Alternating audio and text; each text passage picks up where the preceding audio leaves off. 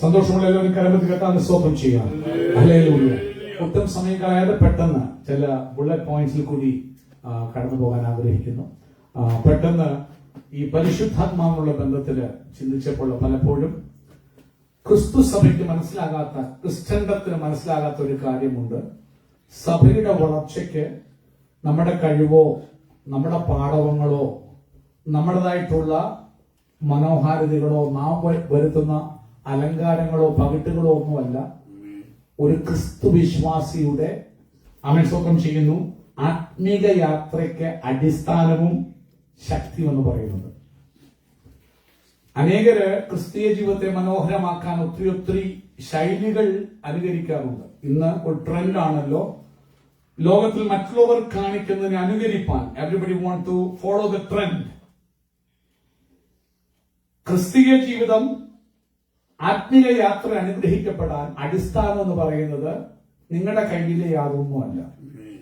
ആരും വിചാരിക്കുന്നു നിങ്ങളുടെ പ്രാർത്ഥനയോ നിങ്ങളുടെ ഭക്തി. It's not your prayer, it's not the effort what you puttu.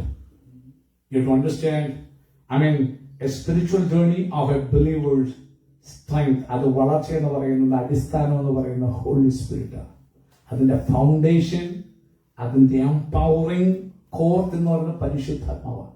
പരിശുദ്ധാത്മാവില്ലേ എന്തെല്ലാം കാട്ടിക്കൂട്ടിയിട്ട് ഒരു കാര്യമില്ല.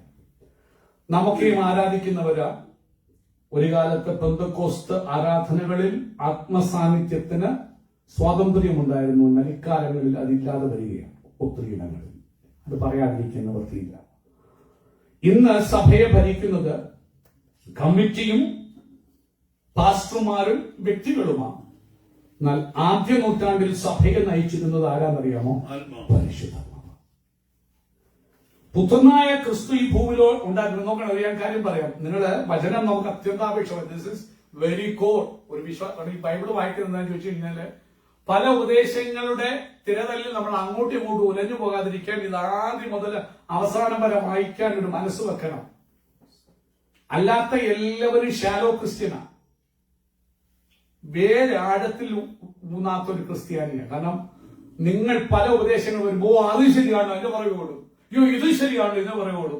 എന്നാല് ഉൽപ്പത്തി മുതൽ വെളിപ്പാട് വരെ വചനം ഒന്ന് വായിച്ചു പോകണം. അതുകൊണ്ട് ഞാൻ കുഞ്ഞുങ്ങളോട് എപ്പോഴും പറയും, ചില പറയുന്നത് കുഞ്ഞുങ്ങൾക്ക് മനസ്സിലാകത്തില്ല, നിങ്ങൾക്കാ മനസ്സിലാകാത്തത്. പരിശുദ്ധാത്മാവാണ് വചനത്തെ പഠിപ്പിക്കുന്നത്, പരിശുദ്ധാത്മാവാണ് വചനത്തെ മനസ്സിലാക്കുന്നത്. ഞാൻ ആദ്യം കുഞ്ഞുങ്ങൾ ബൈബിൾ സ്റ്റഡി തുടങ്ങിയപ്പോൾ ആദ്യം ഞാൻ ഇരിക്കുമായിരുന്നു. പിന്നെ ശേഷം ഞാൻ ഇതിനെ നയിച്ചുകൊണ്ട് കാര്യമുണ്ട്. അപ്പൊ എന്റെ ഇഷ്ടമാണ് ഞാൻ പഠിപ്പിക്കുന്നത്. പരിശുദ്ധാത്മാ പഠിപ്പിക്കട്ടെ. കുഞ്ഞുങ്ങൾ ഇതിൽ കൂടെ പോന്നെ 1 രാജാക്കന്മാർ 13-ാം അധ്യായം 14. കൊച്ചു കുഞ്ഞുങ്ങൾ വരെ പ്രിപ്പയർ ഡിസ്കസ് ചെയ്യട്ടെ. വചനത്തിൽ കൂടി ആദ്യം മുതൽ അവസാനം വരെ കടന്നു പോകുമ്പോൾ പരിശുദ്ധാത്മാവ് ഒരു നല്ല അടിസ്ഥാനം തരും. ഇല്ലെങ്കിൽ എന്ത് പറ്റുമെന്ന് ചോദിച്ചു, അനേകം ഇവിടുന്ന് വന്ന് കുറച്ച് പറയും, അവിടുന്ന് വന്ന് കുറച്ച് പറയോ, ഇതെല്ലാം വചനത്തിലുള്ളല്ലോ. അപ്പൊ ഇതിനെല്ലാം കൂട്ടുവാക്യങ്ങളുണ്ടെന്നുള്ള കാര്യം മറന്നു പോകും. അതുകൊണ്ട് അവർക്കോളം ഡെവന്റെ വലിയൊരു തന്ത്രം, അവൻ വചനം ഉപയോഗിക്കാൻ ഭയങ്കര മിടുക്കനാണ്.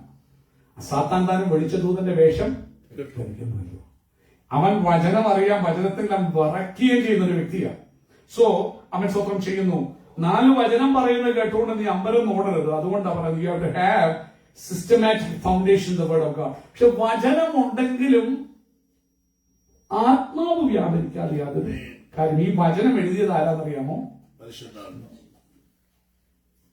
ഇപ്പൊ എഴുതിയൊരു വ്യക്തി ഉണ്ടെങ്കിൽ എന്താണ് എഴുതിയെന്ന് പറയാം, ബാക്കിയൊക്കെ ഊഹം വെച്ച് നമ്മൾ ഊഹിക്കാം അല്ലേ.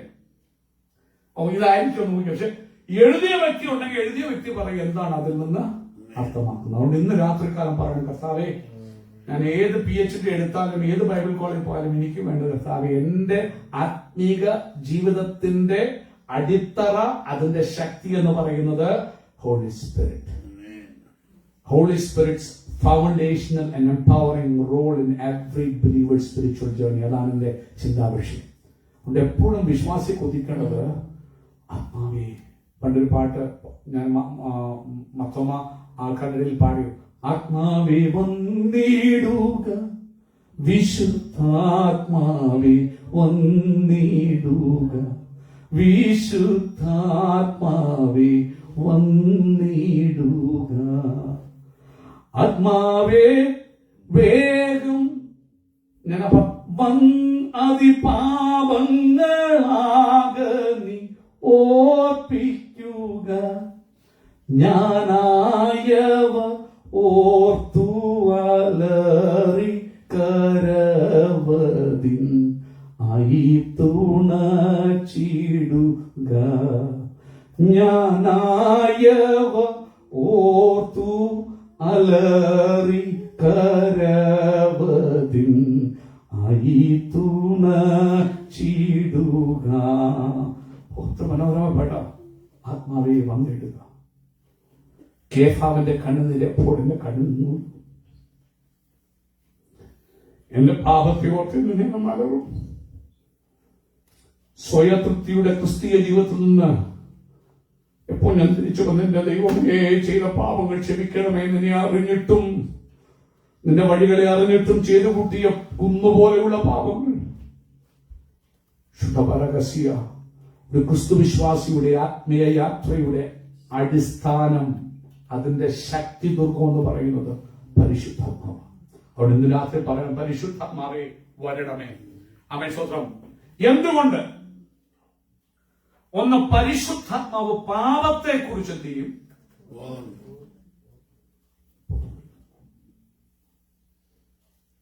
ഞാനൊരു വിശുദ്ധ ജീവിതം നയിക്കാൻ തുടങ്ങുന്നതിന് മുമ്പ് ഒന്നാമത്തെ ഘടകം ഒരു വിശ്വാസിക്ക് വേണ്ടത് പാപബോധമാണ്. പാപത്തെക്കുറിച്ച് നിങ്ങളുടെയും എന്റെയും തെറ്റിനെ കുറിച്ച് അറിവില്ലെങ്കിൽ മാനസാന്തരം വരില്ല. ഈശോനാഥൻ പറഞ്ഞു, അല്ലല്ല മാനസാന്തരപ്പെടാൻ നിങ്ങൾ എല്ലാവരും അങ്ങനെ തന്നെ. എന്റെ വാക്കല്ല, പാസ്റ്റർ പ്രാഗ് എന്ന് പറയില്ലേ, ഇത് പറഞ്ഞ ശിഷ്യന്മാരോടാ. ചോദിച്ചു, ഷിലോഹാമിലുള്ള ഒരു ഗോപുരം ഇടിഞ്ഞു വീണ് കുറെ പേര് മരിച്ചു. 18 പേര് മരിച്ചു. പീലാത്തോസ് ചിലരുടെ ചോര അവിടെ യാഗത്തിൽ ചേർത്തു. ചോദിച്ചു, നിങ്ങൾ വിചാരിക്കുന്നുണ്ടോ യെരുശലേമിലെ എല്ലാ മനുഷ്യരെക്കാളും ഒരു പാപി? നമുക്കൊരു പരിപാടിയുണ്ട്, എന്തെങ്കിലും അനർത്ഥമോ ദോഷമോ വന്നപ്പെട്ട അവന്റെ പാപം കൊണ്ടാ, അവന്റെ കയ്യിലിരിപ്പുണ്ടാന്ന് പറയുന്ന ഒരു പരിപാടി. ഇതങ്ങനെ മാറ്റാം. ശ്രദ്ധിച്ചോ? ഈശോ പറഞ്ഞു. യേശു തിരിച്ചു ശിഷ്യന്മാരോട് പറയാ, അല്ലല്ല, നിങ്ങളെല്ലാവരും, അത് ഏത് കൂടെ അള്ളിപ്പിടിച്ച് പറ്റിക്കിടക്കുന്ന ശിഷ്യനാണ് ആണെങ്കിലും എത്ര പ്രസംഗിക്കുന്ന പാസ്റ്റർ ആണെങ്കിലും അങ്ങനെ തന്നെ.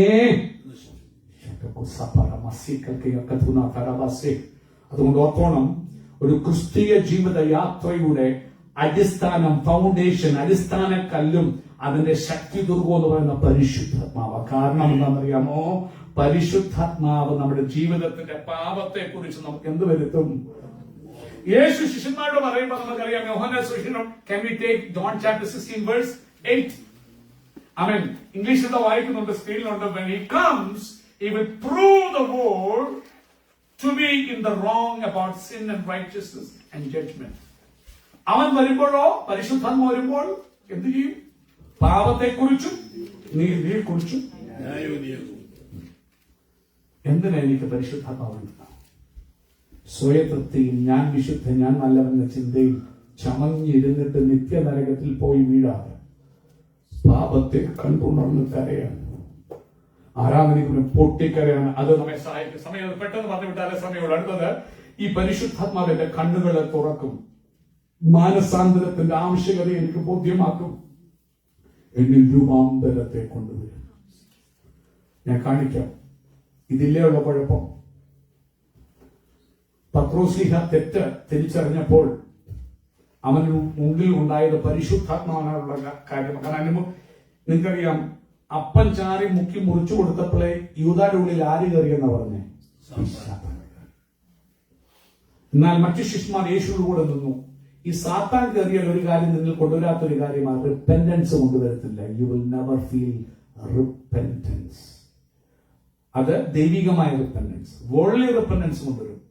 അതാണ് ജൂതയ്ക്കുണ്ടായത്, വേൾഡ്ലി റിപ്പന്റൻസ്. ചെയ്ത തെറ്റിനെ കുറിച്ച് അങ്ങോട്ട് he cannot forgive himself, he cannot forgive. അവൻ ചെയ്തു, he hanged himself. Worldly repentance, പിശാച് കൊണ്ട റിപ്പന്റൻസ് നിന്നെ ആത്മഹത്യയിലേക്ക് എത്തിക്കുമ്പോൾ ബൈബിൾ കാണിക്കുന്നു, പരിശുദ്ധാത്മാവ് കൊണ്ടിരുന്ന ഒരു മാനസാന്തരം, ചങ്ക് പൊട്ടി അലറി കൈപ്പോടെ കരഞ്ഞു എന്ന് പറയുന്നത് അല്ലേ പീറ്റർ? നമ്മുടെ കർത്താവേ, ആ കേഫാവിന്റെ കണ്ണ് നിറ പത്രോസിന്റെ കണ്ണ്. പത്രോസ് ചെയ്ത് ഈ ഇസ്കറിയത്ത് യുദ്ധ ചെയ്തതിനേക്കാൾ വലിയ കഠിനം കൈയായിപ്പോയി. ഇസ്കറിയത്ത് യുദ്ധ ചിന്തിച്ചത് ഇത്രേ ഉള്ളൂ, 30 വെള്ളി ഈ പൈസ കൊതി ഉണ്ടായിരുന്നു, 30 വെള്ളിക്കാശിന്റെ പോക്കറ്റിരിക്കും, അവനൊന്ന് ചുമ്മിച്ചു കൊടുത്താൽ പറയും. കാരണം ഇതിനു മുമ്പ് പുള്ളി കണ്ടിട്ടുണ്ട്, ഒരിക്കല് ഒരു പട്ടണത്തിന്റെ ആ മലയുടെ മണ്ടയ്ക്കുന്ന തെളിയിടാൻ യേശുവിടെ മധ്യം നടന്നുപോയി, ഒരു തൊടാൻ പറ്റാത്ത അവൻ കണ്ടിട്ടുണ്ട്.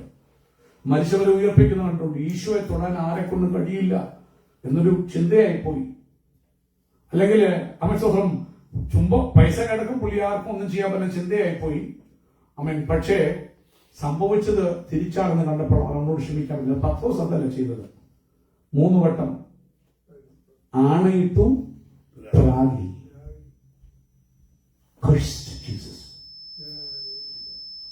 മുടിഞ്ഞവനെ ഞാൻ അറിയുന്നില്ല എന്ന് പറഞ്ഞു. കാരണം ലോകത്തോടുകൂടി എഴുതേണ്ടതിന്. പക്ഷേ മാനസാന്തരം വന്നപ്പോൾ, ആത്മാവബോധം വരുത്തിയപ്പോൾ കരഞ്ഞു, റിപ്പന്റൻസ് വന്നു, രൂപാന്തരം വന്നു. അതുകൊണ്ട് പത്രോസ് ഓടിപ്പോയില്ല. പിന്മാറ്റം വീണ്ടും വന്നിട്ടുണ്ട്. അന്നേരവും മനം തിരിഞ്ഞ് മടങ്ങി വന്നു. യേശു അടുത്തതായിട്ട് രണ്ടാമത്തെ കാര്യം, ഈ പരിശുദ്ധാത്മാവ് നമ്മളിൽ ഒരു പുതുജനനം റീജനറേറ്റ്സ് ദ ഹാർട്ട്. ഈ ഹൃദയത്തിനൊരു രൂപാന്തരം ഉണ്ടാക്കും. അപ്പോൾ ആദ്യം നമ്മൾ കണ്ടു, പാപത്തെ കുറിച്ച് ബോധം വരുത്തും. ഈ ഹൃദയത്തിന് മാറ്റം ഉണ്ടാകാതെ എവിടെല്ലാം മാറ്റം വരുത്തിയിട്ട് യാതൊരു കാര്യമില്ല. ഏറ്റവും നല്ല ഷേവ് ചെയ്ത് വെള്ളം ഉടുപ്പിട്ട് നല്ല പാസ്റ്റർ പോലെ ലുക്ക് ചെയ്യാം. പക്ഷെ അകത്ത് തമ്പിയുടെ ഹൃദയമാണെങ്കിൽ ഒരു രക്ഷ. തമ്പിയുടെ ഹൃദയം എന്ന് പറഞ്ഞൊരു ലഘുലേഖനങ്ങൾ വായിച്ചിട്ടുണ്ടല്ലോ. അതിനകത്ത് കിടക്കുന്നത്, ഹൃദയത്തിനകത്ത് കിടക്കുന്നത് ഒരു മനുഷ്യനും വാങ്ങാൻ പറ്റില്ല. അതുകൊണ്ട് സ്വന്തം റീജനറേഷൻ എന്ന് പറയുമ്പോൾ ഈ പാപബോധം വന്നു കഴിയുമ്പോൾ ഹോളിസ്റ്റ് ചെയ്യുന്ന ഒരു കാര്യമാണ്, നിന്നിലേക്ക് വീണ്ടും ജനനം, പുതുജനനം കൊണ്ടുവരും. പരിശുദ്ധാത്മാവിനെ കൊണ്ടുവരാൻ പറ്റുള്ളൂ. പെട്ടെന്ന് പറഞ്ഞു പോകാം. സ്വന്തം തീത്തോസിന്റെ ലേഖനം എടുത്താൽ തീത്തോസ് 3:5 സ്വന്തം ചെയ്യുന്നു. പരിശുദ്ധാത്മാവ് നമുക്ക് വേണ്ടി ചെയ്യുന്നത്, He saved us through the washing of rebirth and renewal by the Holy Spirit. വായിച്ചാട്ട് നവീകരണം വരുത്തുന്നവനാണ് പരിശുദ്ധാത്മാവ്, പുതുജനനം വരുത്തുന്നവൻ. വായിച്ചോത് Titus 3:5.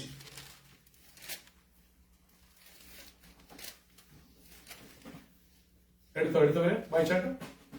He saved us not because of righteous things we had done, ഞാൻ ചെയ്ത നീതി പ്രവൃത്തി കൊണ്ടല്ല നമ്മളെ രക്ഷിച്ചത്, പിന്നെ but because of His mercy.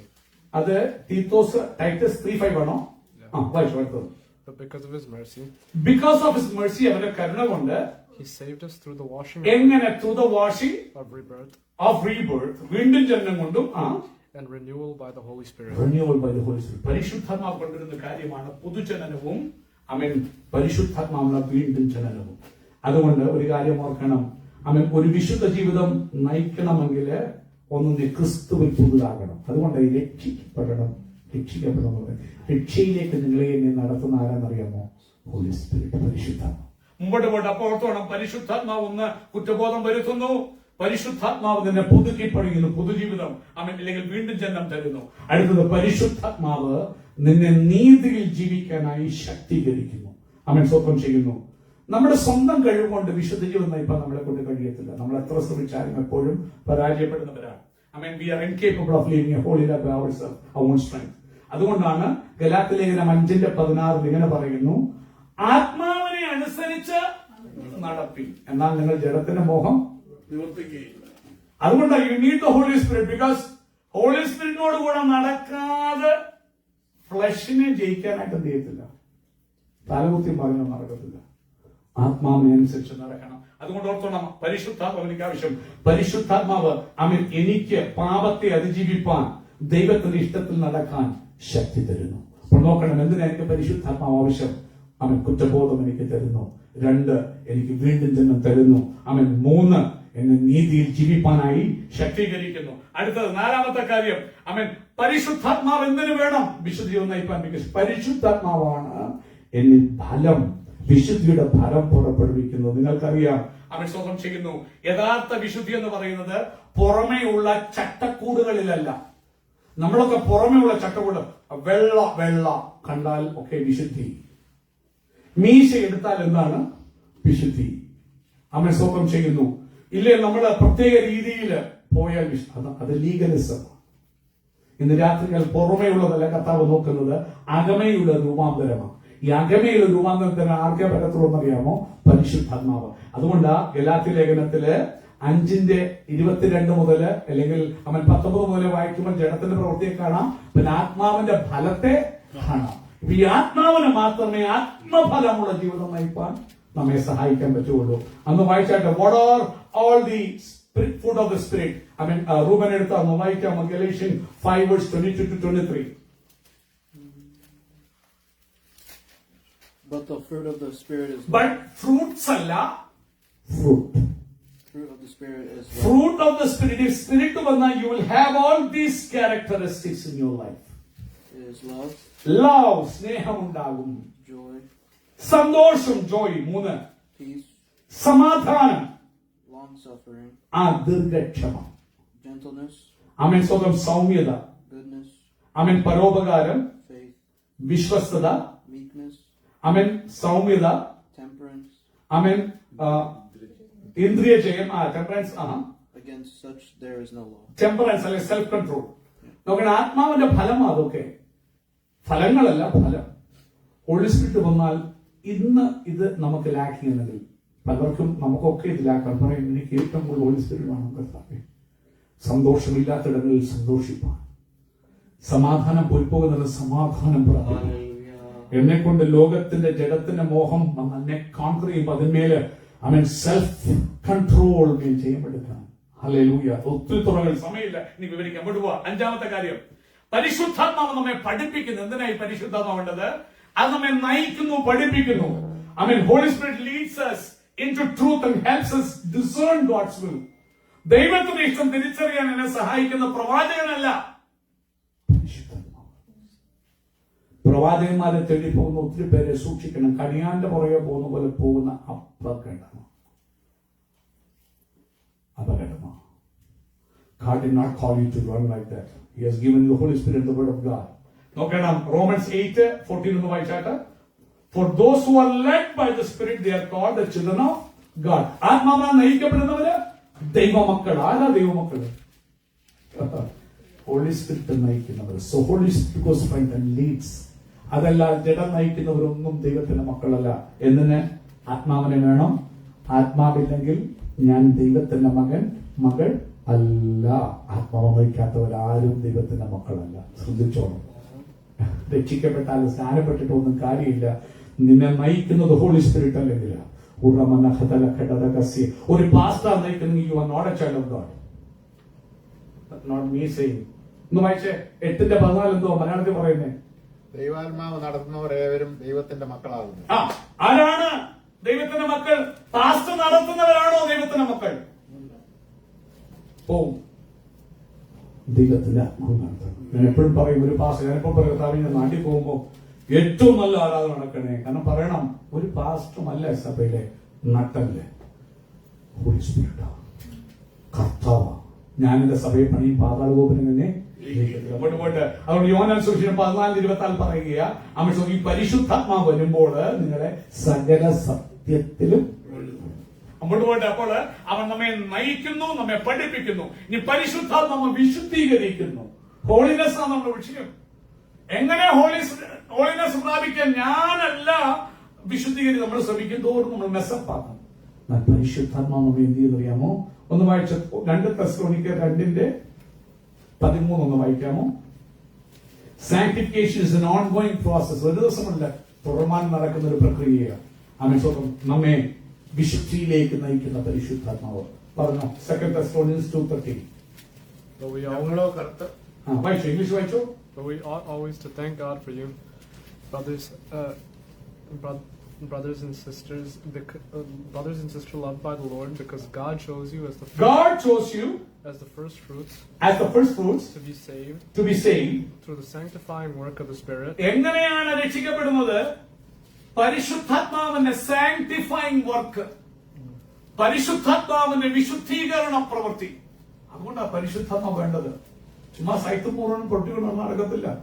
ആത്മാവേ വരണം, കാത്തിരുന്ന് അന്യഭാഷ അടയാളത്തോട് പരിശുദ്ധാത്മാവിനെ പ്രാപിക്കണം. വായിച്ചോ, അടുത്തത് മലയാളത്തിൽ വായിച്ചോ.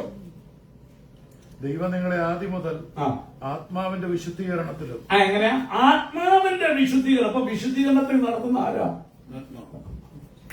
ആത്മാവിന്റെ വിശുദ്ധീകരണം ഇല്ലാത്തതൊക്കെയും അത് ജഡത്തിന്റെ വിശുദ്ധീകരണം. അത് പൂർണ്ണമല്ല, അത് പരാജയമാണ്.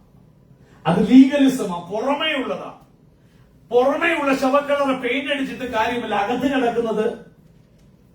അതാ യേശു എപ്പോഴും പറഞ്ഞു, അതിനെ കപടഭക്തി എന്ന് കർത്താവ് വിളിച്ചത്. പറയണം, കർത്താവേ, പുറമേയുള്ള ലീഗലിസത്തെക്കാൾ ഉപരി ഞാൻ പെന്തക്കോസ്തുകാരൻ പറഞ്ഞു ഇതാകാതെ. സത്യം പറഞ്ഞാൽ ഇപ്പൊ അങ്ങനെ പറയുന്നത് തന്നെ നാണക്കേടാ. കാരണം വളരെ മോശമായി പെന്തക്കോസ്തു ലോകം പോയിക്കൊണ്ടിരിക്കുന്ന കാലമാണ്. പെന്തക്കോസ് പറയുന്നത് ഞാൻ എന്റെ നിങ്ങൾക്ക് ഞാൻ ദൈവം മകനാന്ന് പറയുന്നതിനേക്കാൾ പെന്തക്കോസ് പറയുന്നത് കൂടുതൽ. പെന്തക്കോസ് ഒരു സഭയിൽ യേശു ഉണ്ടാക്കിയിട്ടില്ല, അത് മനുഷ്യർ പറയുന്ന പേരാ. ഞാൻ ഒരു ദൈവത്തിന്റെ മകനാന്ന് പറയും, ഞാൻ ദൈവത്തിനൊരു മകളാന്ന് പറയും, എന്നെ പരിശുദ്ധ നവീകരിക്കുന്നു പറയും. പെന്തക്കോസ് വാക്കിനകത്ത് 50-ാം ദിവസം ഒന്നേ ഉള്ളൂ. അത് മനുഷ്യനുണ്ടാക്കുന്ന സംഘടനകളാക്കി സംഘടനകളുടെ പുറകെ ഓടുന്നത് നിർത്ത്. യേശുവിന്റെ പുറകോടെ സമയമില്ല. പരിശുദ്ധാത്മാവ് നമ്മെ ക്രിസ്തുവിന്റെ തലയോളം വളരുമാറാക്കും സകല വിശുദ്ധീകരണത്തിലും. ഇനി അവസാനത്തെ പോയിന്റ് പറഞ്ഞു നിർത്തുക. ആമേൻ. ഈ പരിശുദ്ധാത്മാവ് നമുക്ക് തരുന്ന ഒരു കാര്യമാണ് കൂട്ടായ്മ. അതുകൊണ്ടാണ് ഈ ആശീർവാദം പറയുമ്പോൾ പിതാവായ ദൈവത്തിന്റെ സ്നേഹം, പുത്രനായ യേശുവിന്റെ ക്രിസ്തുവിന്റെ സഹവാസം, കൂട്ടായ്മ, സഹവാസം. He dwells with you. അങ്ങനെ പിന്നൊരുത്തിന്റെ കൂട്ടുകളൊക്കെ വേണോ? ആവശ്യമില്ലാത്ത കൂട്ടില്ലാതിരിക്കുന്നത് നല്ലത്. സഹവാസം വരുമ്പോ ഫെലോഷിപ്പ് എന്ന് പറയുന്നത് അനുഗ്രഹമാ. ആമേൻ. ആ കൂട്ടായ്മയിൽ നിന്ന് ഉരുത്തിരിയുന്ന ആ ഒരു വിശുദ്ധ ജീവിതം എന്ന് പറയുന്നത് അത് റിച്വൽ അല്ല, ചടങ്ങല്ല. അത് നമ്മൾ പിടിച്ചു കൊണ്ടുവരുന്ന ഒരു കാര്യമല്ല. ഈ മുല്ലപ്പൂമ്പൊടി ഏറ്റുകിടക്കും അറിയാം, നാട്ടിൽ ചൊല്ലല്ലേ. ആമേൻ. സ്വപ്നം ചെയ്തേ, നീ മുല്ലപ്പൂമ്പൊടിയാകുന്ന പരിശുദ്ധാത്മാവിനോട് കൂടെ പറ്റിയിരിക്കുമ്പോൾ നിന്നിലേക്കും ദൈവത്തിന്റെ വിശുദ്ധിയാകുന്ന അംശം തുടച്ചു കളഞ്ഞാൽ പോകാത്തത്. നിങ്ങൾക്കറിയാം, മോശ 40 ദിവസം ദൈവത്തോട് ഒന്ന് ചെലവഴിച്ച് ഇറങ്ങി വന്നപ്പോൾ മുഖമുണ്ടോ ആ വെളിച്ചത്തിന്റെ ഇറങ്ങിയിട്ട് ഇരുന്നിട്ട് ഇറങ്ങി വന്നാൽ പിന്നെ എങ്ങനെയാ ജനം പറയാ മൂടുപട വഴി ഞാൻ മുഖത്ത് നോക്കാനായിട്ട്. പരിശുദ്ധന്മാരുടെ കൂട്ടായ്മ നടന്ന എന്റെ നിങ്ങളുടെ ക്യാരക്ടർ എന്തോ പോലെയാണെന്നറിയാമോ? ദൈവതുല്യമായിട്ട് ക്രിസ്തുവാകുന്ന തലയോളം വളരാൻ എന്നെ നിങ്ങളെയും പരിശുദ്ധാത്മാവ് തുണയ്ക്കും, സഹായിക്കും. ആമേൻ. അതുകൊണ്ട് ആമേൻ നമ്മൾ പറയുമ്പോൾ ആശീർവാദം പറയുമ്പോൾ പരിശുദ്ധാത്മാവിന്റെ സഹവാസവും ഇപ്പോഴും എപ്പോഴും എന്നേക്കും അവൻ നിങ്ങളോട് കൂടെ ഇരിക്കുമാറാകട്ടെ. അതാണ് ആശീർവാദത്തിന്റെ ആരംഭം. ഇതിന് പരിശുദ്ധാത്മാവ് ദൈവത്തോട് നമ്മെ വിളിച്ചെടുപ്പിക്കും, നമ്മെ അവനോടുകൂടെ കൂട്ടായ്മ നടത്താൻ ഇടയാക്കും. അതുകൊണ്ട് ശ്രദ്ധിക്കൂ, വിശുദ്ധ ജീവിതം നയിക്കുന്ന കുറുക്കു വഴിയില്ല. പരിശുദ്ധാത്മാവ്, പരിശുദ്ധാത്മാവ്, പരിശുദ്ധാത്മാവ്. ഈ പരിശുദ്ധാത്മാവ് എന്ത് ചെയ്യും? നിന്നെ ഞാൻ കുറ്റം ബോധം വരുത്തും. 2, നിന്നെ റീജനറേറ്റ് ചെയ്യും, വീണ്ടും ജന്മം തരും. 3, നിന്നെ ശക്തീകരിക്കും. 4, നിന്നിൽ ഫലം പുറപ്പെടുവിക്കും. ആത്മാവിനെ നോക്കണം. ഇന്ന് ആ ഫലങ്ങളില്ലെങ്കിൽ പറ, കർത്താവേ എന്റെ സ്വഭാവം മാറാൻ എന്നെ സഹായിക്കുക. അടുത്ത നിന്നെ നയിക്കും, അവൻ നിന്നെ വിശുദ്ധീകരിക്കും, നിന്നെ ദൈവത്തോടുള്ള കൂട്ടായ്മയിൽ നടത്തും. പറയാം, കർത്താവേ ഈ മാസം എന്നെ അതൊരു മാതൃപ്പെടുത്തും. ക്രിസ്തുവാകുന്ന തല പോലെ. ആമേൻ. നിങ്ങൾ ശക്തി ലഭിച്ചിട്ട് യെരൂശലേമിലും യഹൂദ ശമര്യയിലും എന്റെ നമ്മുടെ വിചാരം പോയോ മിഷൻ വർക്ക് ചെയ്യുന്നതല്ല. നീ പോകുമ്പോൾ വിറ്റ്നസ്, അവനെ കാണുമ്പോൾ കാരണം നിന്റെ ഭാവം, നിന്റെ സംസാരം, നിന്റെ ഇടപാടൽ അത് കാണുമ്പോൾ ആൾക്കാർ യേശുവിനെ ഓർക്കണം. ഇന്ന് രാത്രി ഭാഗം കഴിഞ്ഞാൽ